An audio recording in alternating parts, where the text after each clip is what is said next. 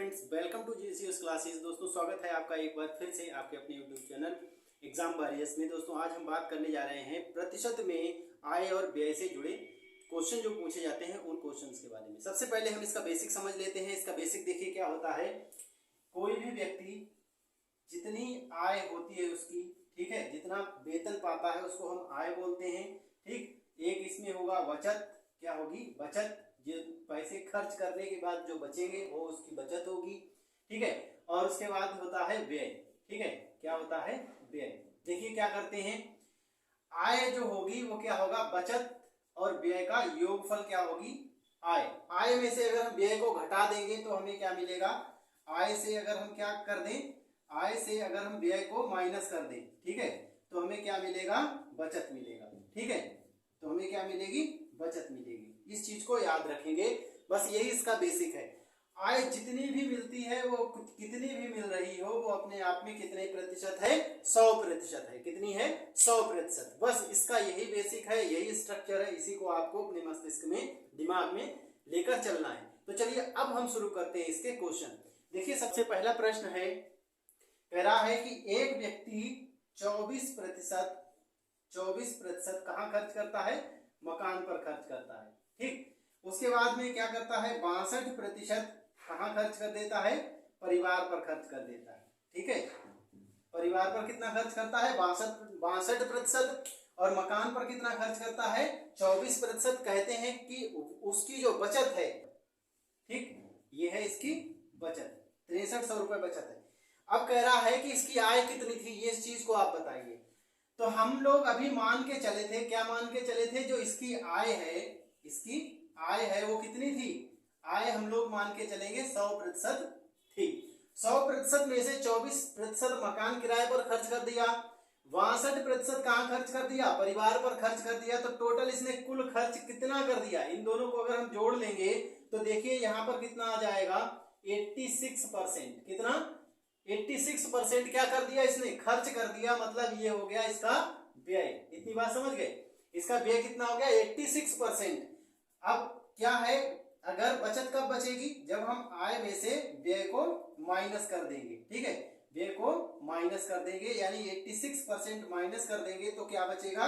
बचत बचेगी इसकी। कितनी बचत? देखिए यहाँ से 100 में से अगर हम 86 माइनस करेंगे तो हमें कितने मिलेंगे? 14%। 14% किसके बराबर?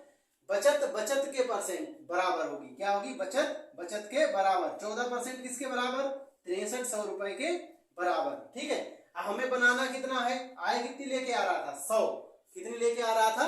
100 लेके आ रहा था। ठीक है, इस 14 को हमें 100 बनाना है। कैसे करेंगे? देखिए, जितना बनाना होता है उसमें गुणा कर देंगे। ठीक है, उससे क्या कर देंगे? गुणा। 63 में 63 ये 14 के बराबर है, इसे कितना बनाना है? 100 बनाना है। तो क्या करिए? 100 से गुणा कर दीजिए। ठीक है, और है कितना? ये 14 है। 14 को भाग लगा दीजिए। 14 से भाग लगा देंगे। बात समझ गए?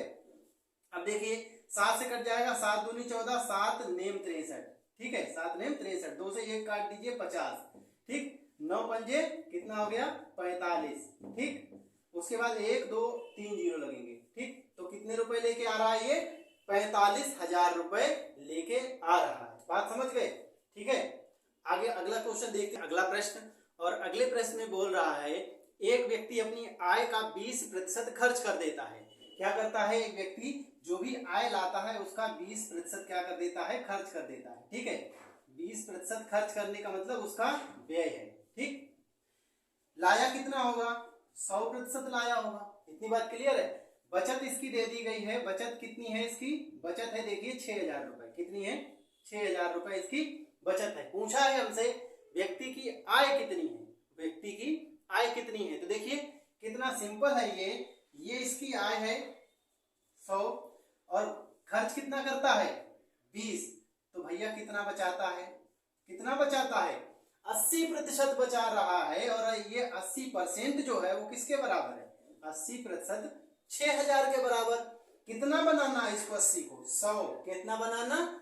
100। ठीक, तो हमने क्या बताया? जितना बनाना होता है उससे क्या करेंगे? गुणा। 100 बनाना है, 100 से गुणा, और जितना है, कितना है? 80, उससे क्या कर देंगे? भाग। लीजिए हो गया आपका। इससे काट दीजिए, यहाँ कट गया।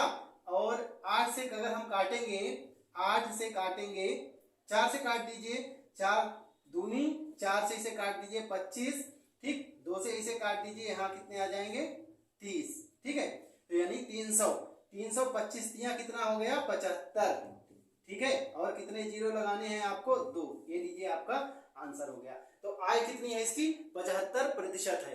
तो इस तरीके से इसके जो परसेंटेज में आय और व्यय के क्वेश्चन आते हैं इस टाइप से लगेंगे।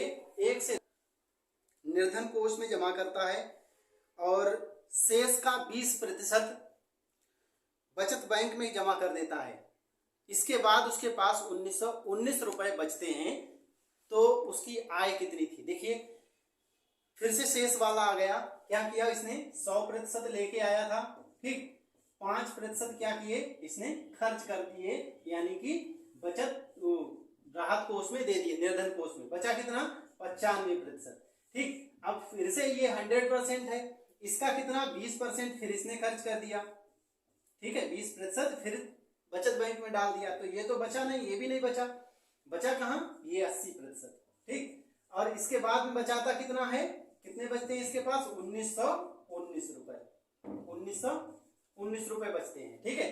अब इसकी आय पूछिए, देखिए यहां से आपको चलना है, यहाँ 2 सीढ़ियां चढ़नी है, ठीक, तो हमने क्या बताया आपको 2 सीढ़ियां चढ़नी है, तो 1919 बटे में कितनी कौन कौन सी सीढ़ी है, देखिए 80 और एक कितनी है 95 वाली, ठीक है, 2 सीढ़ी चढ़ी इसलिए 2 बार 100 से गुणा, इतनी बात समझ गए। एक जीरो यहां से खत्म हो गया, 19 से काट दीजिए, 19 पंजे 95, ठीक, 19 एकम जीरो लगाइए, 19 एकम, ठीक, पूरा कट गया।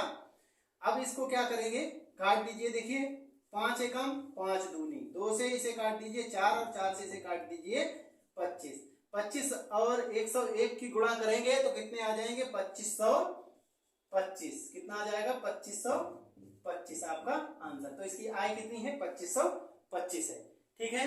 तो आय और व्यय से आधारित क्वेश्चन इस टाइप से आसानी से लगते हैं, आप इनको ट्राई करिए और इसी तरीके से बहुत आसानी से लगते चले जाएंगे।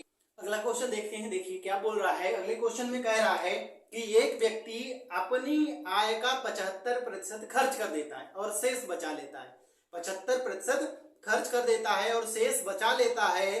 अगर उसकी आय में 10% की वृद्धि हो जाए, 20% की वृद्धि हो जाए और उसके खर्च में 10% की वृद्धि हो जाए, तो उसके बचत में कितनी वृद्धि हुई। देखिए समझने वाली बात है कि 100% वो लेके आया, इतनी बात क्लियर। 100% अगर लेके आया, 75% उसने क्या कर दिया खर्च कर दिया, क्या कर दिया खर्च कर दिया, ठीक, ये इसका व्यय है, तो बचाएगा कितना 25% बचाएगा कि नहीं बचाएगा, बोलो भाई 25% बचाएगा। अगर उसको 100 रुपए मिलते हैं तो 25 रुपए बचाएगा 75 खर्च करने के बाद। आय में क्या हुआ 20% की वृद्धि हो गई, ठीक है, और खर्च में क्या हुआ उसके कितने 10% की वृद्धि हो गई। बात कितनी समझ गए। अब आय में जब 20% की वृद्धि होगी, 100 में 20% करेंगे तो 120 मिलने लगेंगे उसको, मतलब 20 रुपए उसे ज्यादा मिलने लगे। बात यहां तक समझ में आई कि नहीं आई, 20 रुपए उसे ज्यादा मिलने लगे। अब 20 रुपए उसे अगर ज्यादा मिल रहे हैं, यहां देखिए कितने ज्यादा खर्च करने लगा। अब 75 का 10% आप निकाल दीजिए, देखिए 75 का 10%, 75 का 10% निकालना है, एक जीरो यहां से कट गया, इससे भाग लगाएंगे तो कितना आ जाएगा 7.5 रुपए। 7.5 रुपए वो और ज्यादा खर्च करने लगा, 7.5 रुपए और ज्यादा खर्च करने लगा, लेकिन उसे मिल कितने ज्यादा रहे, अब ज्यादा 20 रुपए बढ़ के मिलने लगे। इस 20 में से उसने 7.5 रुपए खर्च करना शुरू कर दिया। 7.5 रुपए अगर खर्च कर देगा 20 में से, तो इसकी बचत में कितनी वृद्धि हो जाएगी, बचत में वृद्धि हो जाएगी। देखो भैया 20 में से 7.5 माइनस कर दो तो 12.5 रुपए, इतनी बात क्लियर। 12.5 रुपए क्या कर देगा वो बचा लेगा, ज्यादा बचा लेगा, ठीक है। पहले 25 बचाता था, आज 12.5 और बचा लेगा, ठीक। तो अब बचत में वृद्धि कितनी हो गई 12.5 रुपए की, ठीक। इस पर बचत पर देखिए, क्योंकि बचत में वृद्धि निकालनी है तो नीचे क्या रखेंगे आप बचत रखेंगे, गुणा कितना करेंगे 100 करेंगे। बात यहां तक क्लियर। देखिए एक यहां से अगर हटा दो तो दशमलव आ जाएगा, दशमलव हटाएंगे तो एक जीरो आ जाएगा, ठीक। 25 25 एकम 25 25 पंजे 125, ठीक है, इससे ये जीरो खत्म हो गया, ठीक है, एक जीरो बचा।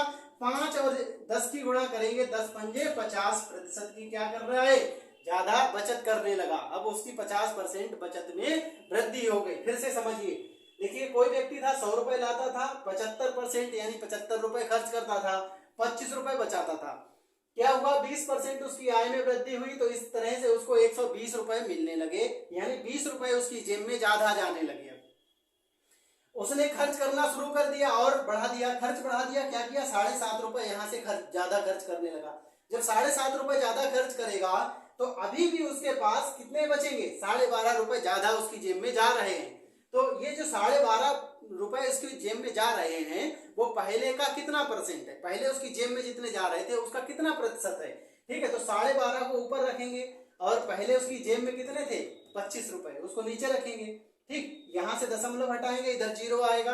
ठीक, 25 एकम 25, 25 दशावन 250। ठीक, और यहां से जब इसको काटेंगे 100 को, 10 दशावन 100, 10 पंजे 50, 50% की उसमें उसकी बचत में वृद्धि हो जाएगी। तो दोस्तों ये थे परसेंटेज में जो आय और व्यय पर आधारित प्रश्न पूछे जाते हैं वो। ठीक है, आगे के आप लोग इससे प्रैक्टिस करिए। अगर कोई भी क्वेश्चन किसी भी टाइप का नहीं लगता है, आपको दिक्कत होती, तो हमें कमेंट बॉक्स में जरूर बताइए। उस क्वेश्चन को लिखिए और उस क्वेश्चन का अगर हो सके तो फोटो क्लिक करके सेंड कर दीजिए। मैं अपना व्हाट्सएप नंबर आपको दे दूंगा, आप उस पर अपनी समस्याएं, अपने मैथ्स की कोई प्रॉब्लम पूछ सकते हैं। तब तक के लिए जय हिंद, जय भारत।